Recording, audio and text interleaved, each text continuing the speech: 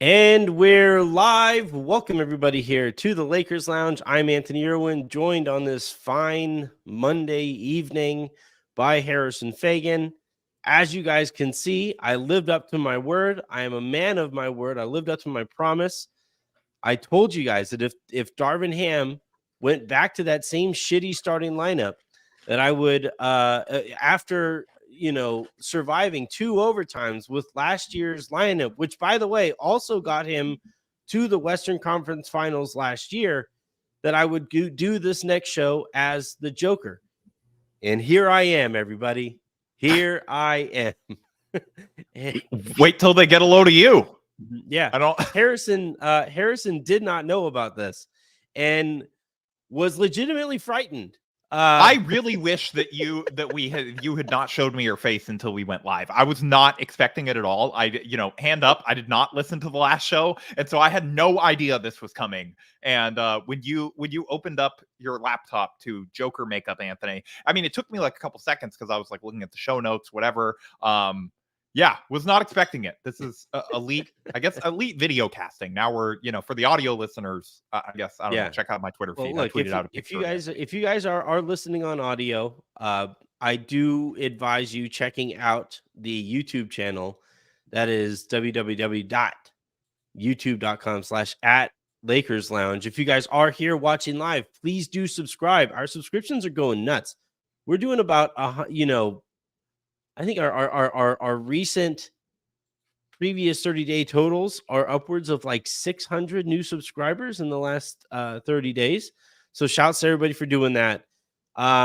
We do have to just dive into the show, though. And I do have to explain why I am in this makeup and why it's fitting and why we find ourselves here. As you can see on the right side of your screen, the reason, we're going to be talking about this, or I am talking in this makeup, is because of Darvin Ham. And we are now, reaching points in the season where you do kind of have to stare some ugly truths in the face. And, we have to ask the question, is this just who the Lakers are? You're almost 50 games into the season. You're 48 games into the season. You're still sitting there at 500. You've been in that range basically all year. Is this just who the Lakers are? For whatever reason, we can say that we think that they are that team because of coaching or whatever, but it's not like the coach is going anywhere. And we are going to be discussing that later in the show. But yeah, Harrison, did you think that there was a realistic chance that Darvin would stick with the lineup that won him one of the best regular season games you will ever see? No. No. Not even any chance whatsoever. Anthony, they won. So it's like pitchers in baseball, right? Where they get the win no matter what. So like the Taurean Prince version of the lineup got the win. So I don't know, the fact that Vando played during all the good minutes and Taurean Prince was a -97. I don't know how important that is. It's just I did not think for a second that they were going to change the lineup after a win. I understand why you would think that and why you would hope for it and why you would want it. And, I will join in the chorus of everyone after that game who was like, yeah, maybe this lineup should play a little more. And obviously this lineup was not going to play very long tonight because Jared Vanderbilt got thrown out. But I wasn't expecting it, for very long anyway, or at least not to start. Doesn't that say something though? Like I think it does say something. An obvious move is right fucking there, and we're just like, nope, no chance. I'll say happening. It is the clear and obvious move to you and I, and this is not to defend the coaching staff or whatever, but it's just to explain sort of my reasoning for not expecting them to go to it. It's very clear that they don't think at this point that lineup is their best option in the playoffs, because they would have experimented with it at some time this year as the starting unit if they believe that, or if they thought there was a chance of that. It's clear that, it's funny. You and I feel like we're having sort of we're stuck in a time loop where teams, we cover Lakers teams that have success and then they run in the opposite direction of sort of what led to that success, because it's not really clear that they know how to identify what led to success in the first place. They just sort of their roster building strategy is almost like we're just throwing as much spaghetti at the wall, and we're just like, if that spaghetti doesn't stick, that's fine. We'll just grab some new spaghetti and we'll throw that at the wall, and maybe that'll work.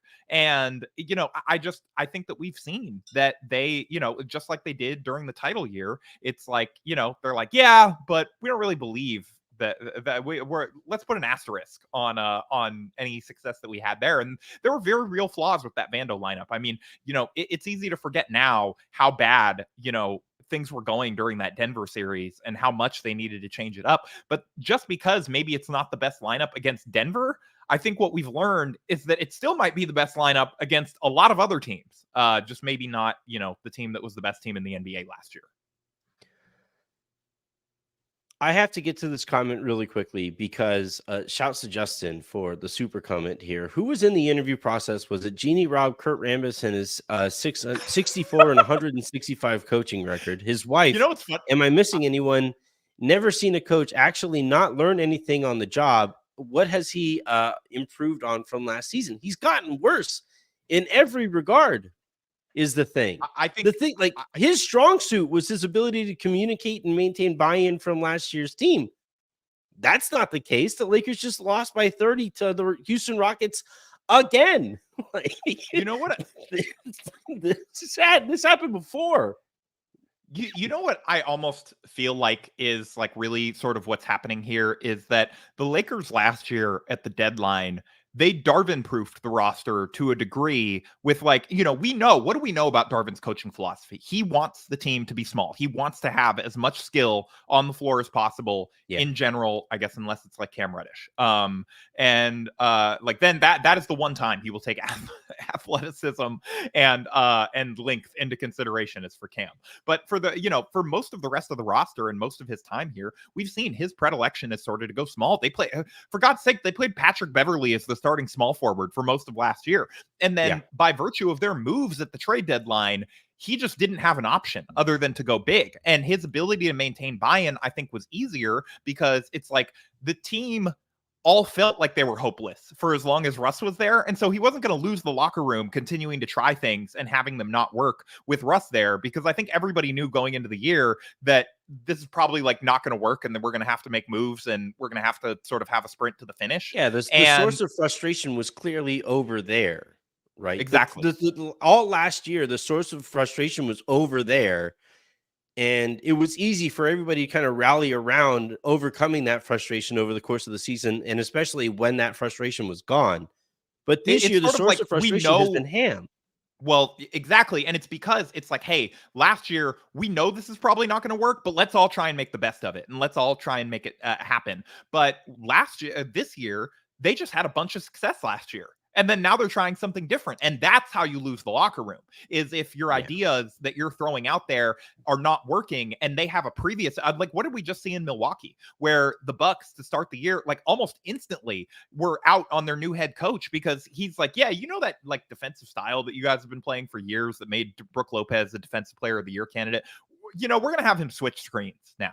And it's just like, if that's your first idea, and the team just saw that they can have success. Admittedly, lost in the first round with Giannis hurt last year, but still lost in the first round. It was disappointing. There was a reason Bud was gone. He had his flaws as a coach. But, they come into this year and they go completely in the opposite direction of the stuff that had actually worked before. And it's, not working and it looks bad. And the players predictably sort of got frustrated. And I think we're seeing sort of a similar thing with Ham, where there was more grace last year. It was his first year. Everybody knew he was going to be learning on the job. The roster felt a little bit sort of, damned if you do, damn no matter whatever you try. And you just got to try and do your best. And we are going to have to throw a bunch of things out there. And a lot of it's not going to work. And we're going to try and find the couple things that do, versus this year where you're continuing to throw things out that aren't working. But the team's like, wait, we just had this thing that worked last year, and most of the roster is still here. We saw it tonight, Harrison. The Lakers tonight were like, wait, what? Were you not watching like Saturday? That was 48 hours ago. What? And I really think, I think Darvin obviously knew Vando was going to get ejected tonight. And he's like, this is going to be too big of a disruption to our starters. I think it's a combination of the, so the Lakers win that game, which was an incredible game. It's like I called it potentially a turning point in the season when it happened was like, it was the game of the there year it for is. them by far. I was locked in. Yeah, At a party. I had it off to the side watching on my iPad. Dude, I'm in Texas, and like Texans were like rooting for the Lakers. You know how rare that is? But anyway, that's so just like because they don't like Steve Kerr's politics. But anyway, but like we were sitting there, yeah, famously popular in Republican circles, LeBron James. But like, like we were like, we're watching this game, and my takeaway afterward was, all right, there, the starters from last season just made the irrefutable point. You saw that game. Vanderbilt was like objectively better in every possible way than Taurean Prince. Taurean Prince is clearly kind of maxed out at what he can do kind of as a player. And Dan Wojcicki, and this is after, by the way, Andy Kamenetsky previously asked about the lineups, right? In a very direct manner. Hey, you had a lineup last year that did this. Any chance that we're going to get it a little bit more this season? And, Darvin kind of wafted away the question. And then after the game, and it's one thing. And again, as I've been saying all along, this isn't any disrespect to Andy. He plays a different role in Lakers media. He's not a beat reporter. He doesn't talk to the coach every single day. And that's kind of why you got a question like that from him compared to guys on the beat. But then to advance that story, Dan Wojcicki asked that question again after the lineup. And again, Darvin, sidesteps it with that comment about wine or whatever. Non-0% chance. You didn't see this? No. Oh man, I'm gonna play a little bit of the clip then because I have it on here. Darvin, I have maybe a little bit of a bigger picture question out of tonight. End of the first half, you guys are down. You go with that same lineup you went with at the end of the Bulls last year's kind of starters. They go on a big run. Third quarter, they come in, they go on a little mini run. AD gets hurt, but that run continues, and then you close with that group tonight. If they play like this, and if they're playing like this, I know you don't want to change starting lineups, but how seriously will you consider it, considering how Jared's playing and how that group is playing around him? Well, right now, I'll consider getting me something to eat, a nice glass of wine, and consider sleeping very soon here, getting a good night's sleep. No lineup questions, please. As a second. And that's why I'm like this, Harrison. That's why I look like this. So all of you watching, all of you. This is why I look like this. That response right there. And the follow-up to it. The fact that we're sitting here right now, we're still talking about this bullshit when last year's lineup took him to a Western Conference Finals that he clearly didn't deserve to go to. The fact that we're sitting here right now wondering why they didn't get utilized after that game. This is why I look like this, everybody. This is why I'm losing my mind. I'm sitting here coming to the realization that I'm somehow smarter about basketball than the guy who's coaching the Los Angeles Lakers. All right, I feel better. I'm gonna clip that. That's the clip for today's pod. I'm sorry. Nothing I say the rest of this time, nothing you say is gonna top that cutaway. This is why you're a pro. And yeah. I will say, just to answer Justin's question, if he actually, I don't know if he actually wanted to answer or just wanted us to talk about Darvin or whatever, but I believe the two younger bus bros were in there, and I think possibly Tim Harris from marketing. Fantastic. If I'm remembering correct. I just remember it was like a hilariously large group of people because it was so clear that they didn't want people to say that it was like just Kurt picking the coach. And they're like, well, no, these bus brothers that you also like, they're in here. It's a big collaborative front office. We're all working together. What's the thing that they say about cooks? You can never have enough of them in the kitchen, Yeah.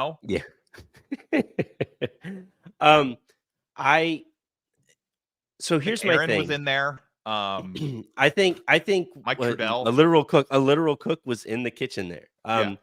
But so here's my thing. The Lakers win that game and you're anticipating coming off of it. Like if you're a Laker, like a member of the Los Angeles Lakers who just won that game, who just prior to this got all the way to the Western Conference Finals, as a group of that core last year. And you would hope, as this guy has not shown any interest in taking any accountability over the course of the season, that was the spot to do it, right? Like you would think that's the spot where he finally says, all right, my bad.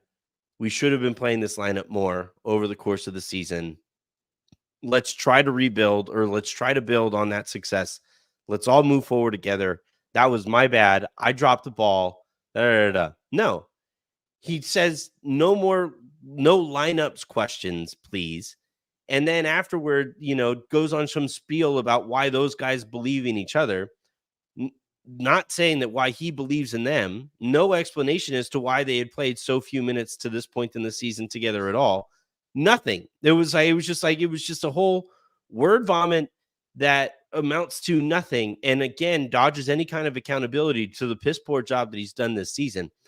And then fast forward to the game tonight, right, where he has an opportunity. All right, fine. Actions speak louder than words. He didn't have to take, direct accountability for his actions to this point in the season. Fine, whatever. Let's go ahead. Let's start this. Let's start with the group that got us to the Western Conference Finals last year, coming off of that win. Let's get some momentum here. Let's get some Nope. Now we're gonna go right back to Taurean Prince, and the Rockets are going to beat the shit out of us, because here's the thing.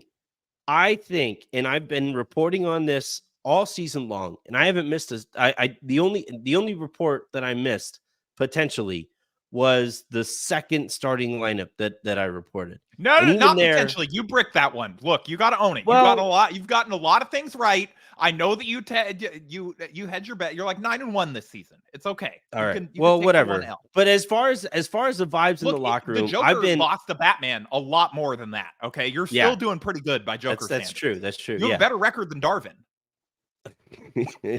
This season, better winning percentage. Yeah. Just saying. But all season though, I've been reporting about the vibes in the locker room and the frustrations in the locker room and how they pertain to a Dylan Brooks, Dylan Brooks, the Joker, the NBA comp for the Joker is Dylan Brooks. But that actually is pretty apt, because he always ends up losing in the end, no matter always. Like, yeah. In some incredible, charismatic, entertaining, way. Great foil, but he's never actually going to get the win. Yeah. So what I've been reporting though all season though is the frustration in the locker room that this head coach does not believe in the core that got him to the Western Conference Finals last year, and you can totally understand why they would be frustrated on it, because what they were told coming into the season is that they were going to build on that continuity. They were going to develop some sustainable culture here moving forward, and have been shat on basically year in, year out by this head coach and given every excuse. And why they haven't built on any of that.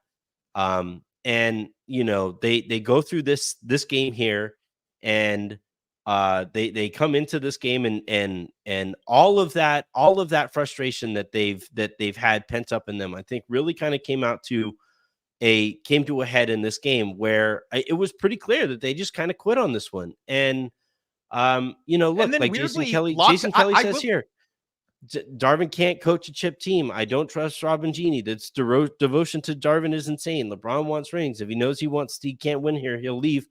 Fire Darvin and trade. LeBron is gone or whatever. And yet another one. Darvin, damn, Ham actually broke. Anthony, you either die a hero, live long enough to see yourself to become the villain.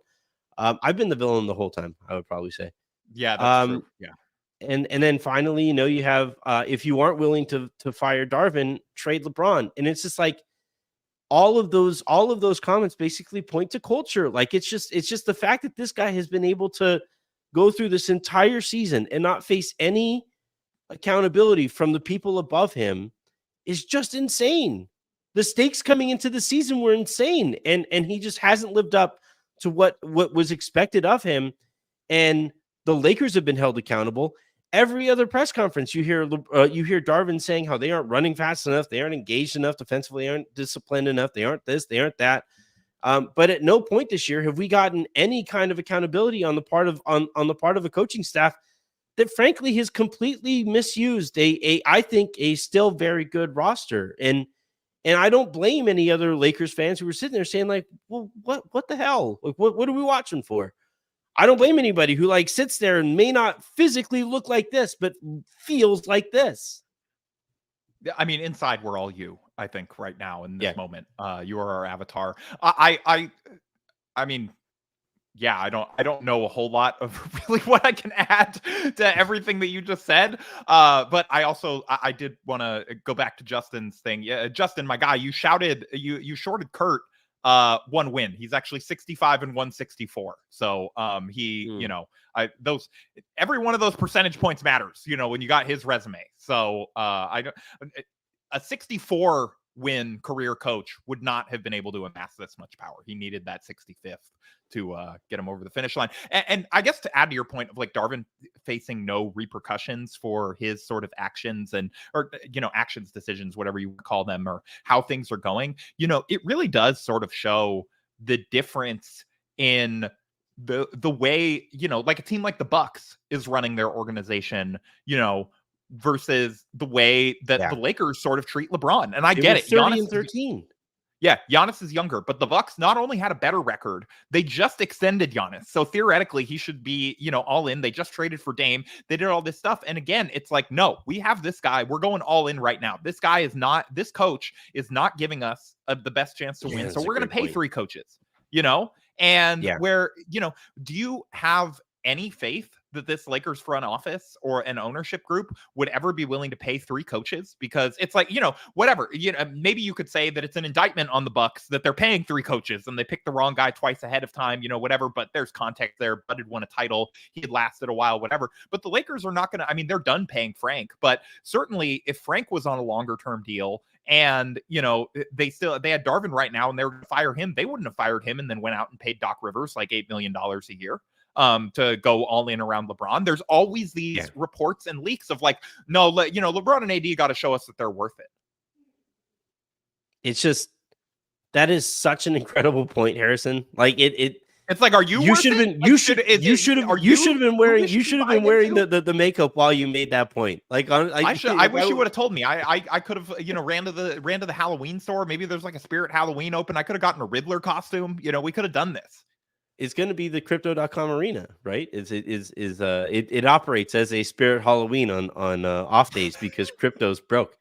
No, yeah, it's such a great point. Like, especially in comparison, not just in terms of like firing Adrian Griffin, you know, when you're at 30 and 13 and the way that they did, but going out and getting Dame, going out and getting Drew, going out and firing a championship head coach and Mike Budenholzer, you know, despite a playoff run that you know, now it ended embarrassingly in the first round, but they made the playoffs. The Lakers would consider that a win, and meanwhile every single time, well, like every single time that the you know it comes to a conversation about like, you know, what the Lakers are thinking about doing in any given year here during this LeBron run, aside from getting Anthony Davis. And yes, they did push a lot of chips into the middle of the table to get Anthony Davis. But you know what happened afterward, Harrison?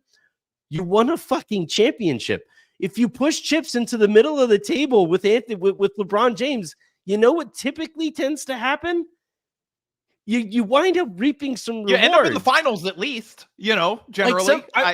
Historically, you know, the thing that people tend to compliment Jeannie on is like, you know, like the thing that Jeannie was supposed to be good at here is her business acumen, right? She was supposed to be the business person. She was going to hire a basketball person. Well, to this point, she's hired Magic Johnson, who stepped away to tweet.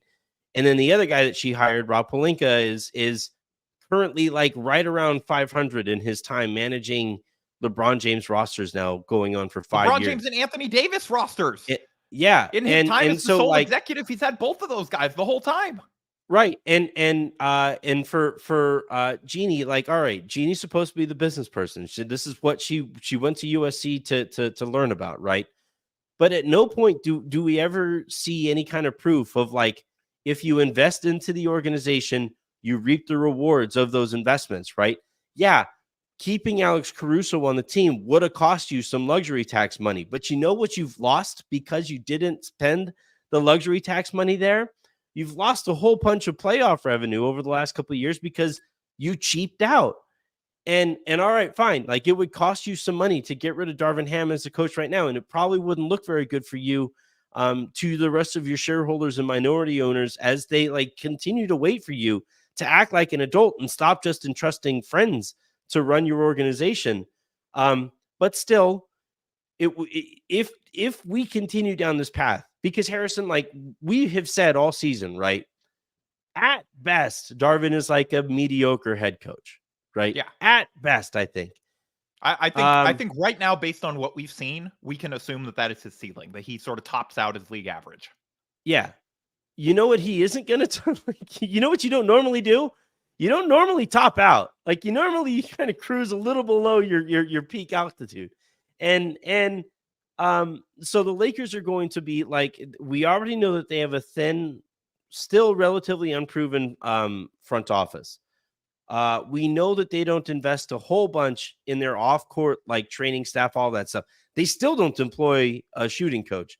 They employ Anthony. They want to give their players the freedom to hire their own shooting coaches. You know, that's not them not spending money. That's them believing in freedom. They're holding on tight to a mediocre at best head coach who is probably much worse than mediocre. Who probably is at the very least bottom 10 in the NBA right now. Yeah. And like you compare all of that, what LeBron has had to keep afloat here and what LeBron and AD have had to keep afloat to what Giannis gets to work with, what Steph has had to work with, right? Where they brought in KD, they went out, they had Harrison Barnes. He had previously won a championship. They swapped him out for KD, won a championship. And like right now, the knock on the Warriors is that they aren't doing enough for Steph. And frankly, those criticisms are also fair. And I think like when I look at this game, we've barely touched this game. And honestly, there's not much to talk about. It's the Lakers lost 135 to 119. The Houston Rockets scored 78 first half points. And it was very clear right from the get that the Lakers were kind of out on this game. And I don't blame them. And I don't blame anybody either watching or playing or operating in this organization. And by the way, there are people throughout this organization who are legitimately curious about like what the hell anybody is trying to do here. Is anybody focused on making the situation better, or is their top priority just always going to be self-preservation? And no, like so long as that remains the top priority, that's how you wind up at 500 for 4-ish years now of LeBron James and Anthony Davis. By the way, in this game, Anthony Davis said he felt his tweak or his groin tweak again, and he wasn't able to move very well in the second half. Great. Fantastic. So the Lakers have made it. We all sort of, we knew at some point AD was going to be limited or miss some Lakers, time. Like, the Lakers are 24-24 in a season where they have had Anthony Davis for basically all but one game, right? And now he's going to have to deal with this groin thing. They play again tomorrow, less than 24 hours from now. They play again in Atlanta, right? And it's just like you wasted this first half. You've wasted a LeBron James masterclass at 39 years old. You've wasted an Anthony Davis MVP caliber type season to this point. And all of that just kind of falls by the wayside because nobody, not a single person, working for the Lakers right now is operating at the level that they need to be operating at, whether it's Rob, whether it's Jeannie, whether it's the Ramby, whether it's Ham, whether it's any of his assistant coaches, whether it's shooting, sorry, my bad. Don't employ a shooting coach. Like no matter who it is, like the LeBron and AD are literally like Spider-Man holding that. Or no, was it? Yeah, it was Spider-Man holding the ship together in the middle, like holding that ship together. And it's just like, nah, we're just going to ignore it. We're just going to keep on trudging along because mediocrity is fine. And maybe we'll get some playoff revenue. And then finally LeBron will be gone and he won't keep holding us to account. And we'll just go on to the next superstar who's dumb enough to come here. No, I mean, what the Lakers would have done, to complete your analogy, what the Lakers would have done if they were Iron Man in that scenario and the ship's falling apart and like Tom Holland Spider-Man's trying to keep it together. They're like, well, he sort of got himself into this situation. I'm not going to come and bail him out. Like, that's going to waste my little like iron bots and stuff. I don't know. Like, why am I spending on that? That cuts down on my profits. It's Stark Industries. This is great. I badly wish you were a Lakers beat reporter to do post-game interviews with Joker. I badly wish that too. I really. It's like, yes, over in the back corner. Riddle me this, Darvin.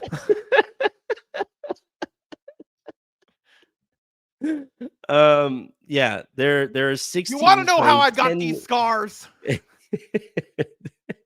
There are 6 teams paying $10 million more in payroll than the Lakers. That's another solid rotation player. That's Harrison coming in specifically an Alex Caruso, because that is what they declined to not pay him. Remember coming into which the he season admitted when, over the weekend he still thinks about all the time. I don't know if you caught that. So do I. So do Yeah. I, Alex. Remember coming into the season during the offseason, we were like laughing at the way that like how excited Jeannie and everybody must have been at the idea that like just signing Taurean Prince would hard cap them. Wait a second. Our expenses can be capped. That's a thing that we can do. And yeah, I don't know. I don't want to keep on ranting. And this makeup, it's like burning my face. So I was going to say it appears that you are sweating it off as we are. It's just flour. It's like all it is flour is what it is. And like it's all over this nice coat. So I hope you put that on yourself and did not make Dr. Jen like apply that for you. No, we have my daughter's godparents are in town, and I added her at Mrs. Glad on Instagram if you guys want any last second makeup done for any such occasion. I think this is the greatest ad that she's ever gotten in her purchase. Look, man, given what she had to work with, this like turned out pretty good. No, that's what I'm saying. Yeah, she's like, if you ever need to be Joker-fied for a podcast, yeah, she's Harrison. She's flying back tomorrow. She'll do yours next. I do want to. We'll do power rankings the next time you and I talk. Though well, I do want to say that. Can I just tell you what mine we're going to be? Well, okay, all right, fine, go for it. Well, because it's our last show before the trade deadline, so I was going to power rank D'Angelo Russell moments with the team. And I do like how the reports coming into tonight where that D'Angelo Russell's play has made the Lakers think twice about trading him, and he immediately goes 3 of 12 from 3-point range and was a minus 19 in the game. But anyway, everybody else was like, "Oh man, I'm out. Never mind. We're not getting help. That's fine. I'm good."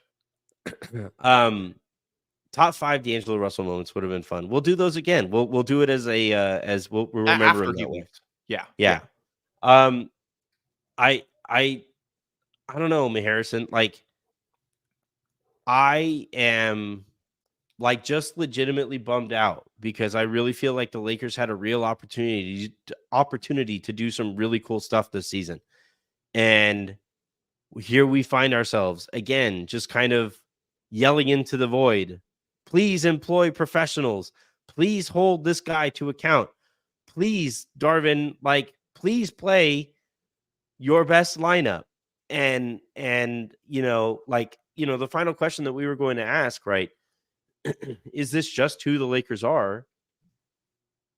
I mean, you kind of feel like you have to just say it, right? Like the data sample is really large. Games in, I think it's pretty fair to say that this version of the Lakers, this is who they are. Now, last year's version of the Lakers showed us who they were until the trade deadline overhauled the roster, and that very different team went on to do some great things. And so there is a chance that they overhaul this at the deadline. But it's not a guarantee. And there's also, I made this point on Twitter tonight that this year, it's you don't have 50. Like, it's not as simple as sort of trading out 50 million and expiring for 3 good role players. Like, that's right. It's not that easy, right? Like that's exactly what I was going to say. Is that like there isn't some clear on the roster that is there isn't some clear vampire, that like is just kind of messing with everything going on around it. There is no Russell Westbrook on this roster. There are holes. There are Yeah. things that need to be improved, and there are things that the Lakers need to add to their tool bag.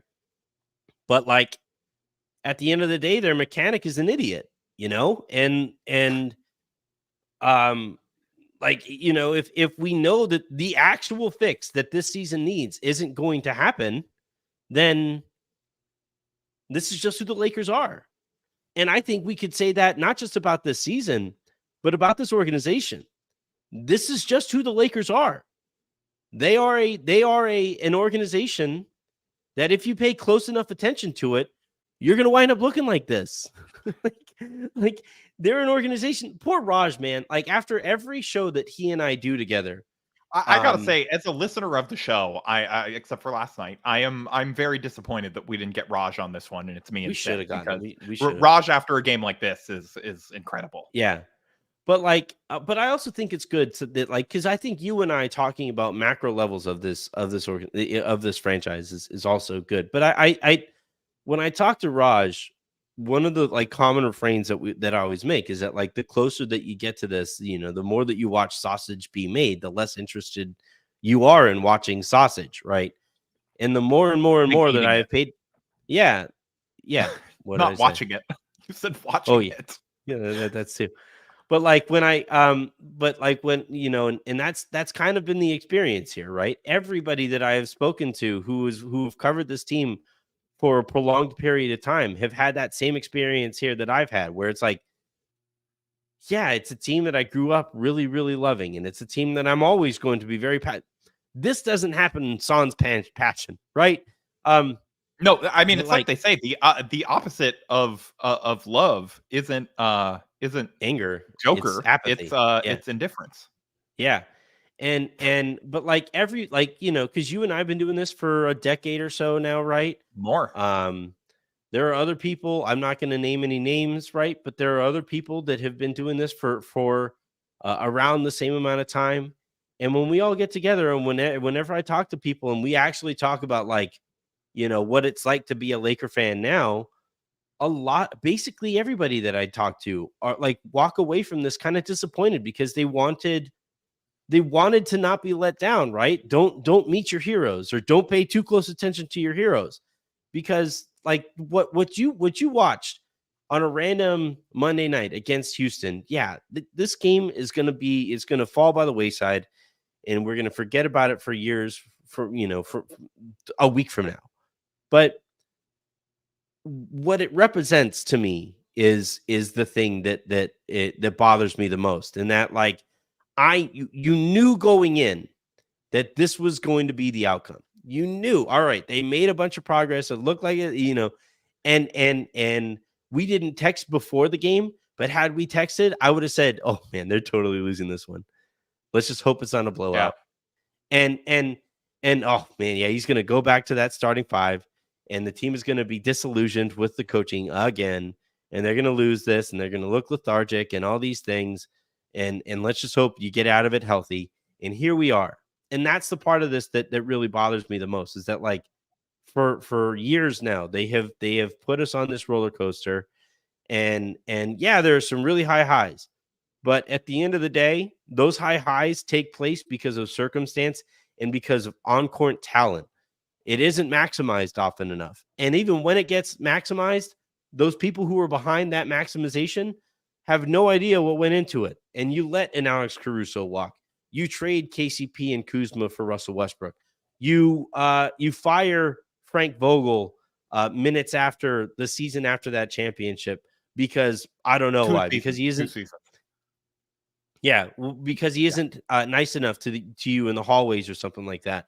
You hire a Darvin Ham. I doubt that was the complaint. Frank is very nice. I'm sure he was really nice to everyone in the hallways. I'm sure he was. He was too nice. He brought too many donuts. Darvin Ham, like you hire a Darvin Ham, who, by the way, like I have come to find out his reputation around the league, not that great as an X's and O's guy. Shocker, I know. But like other teams, other scouts for other teams have like reached out to me and said, like, we don't scout the Lakers. We scout the Milwaukee Bucks that won a championship a couple seasons ago, because we know that's the only coach that guy's interested in, or only team that guy's interested in coaching. And so like you do all of these things that just erode the foundation, just steadily erode at that foundation. You have water running through that fine dirt that if it's messed with at all, your whole house gets screwed up. And here we are right now, sitting in a screwed up house, hoping that LeBron and AD are talented enough to hold it upright on their own. And it's just like, maybe they can stop the mudslide, Anthony. You never know. Yeah, it just seems unfair, man. Yeah. It seems unfair. All right. That is going to do it here for this episode of the Lakers Lounge. Thank you, everybody, for tuning in. Thank you to Kalen for helping me with my face. I hope this stuff comes off. Otherwise, it'll be a fun rest of the season as well. Please now I hope she tattooed you for the rest of the season. That would be great. Yeah. So fun. You accidentally became the Joker because you got makeup that cannot come off of you on your face, and you're just stuck like this. Please do subscribe to the channel here if you guys are watching live. And if not, please do subscribe wherever you get your podcasts as well. We will be back tomorrow with a fun guest who will have a whole bunch of new intel on the trade market. So until then, and until the next time you guys hear from me, I'm Anthony Irwin saying have a great rest of your day. Make somebody else's. And where do you think I got these scars? Is you bringing new intel?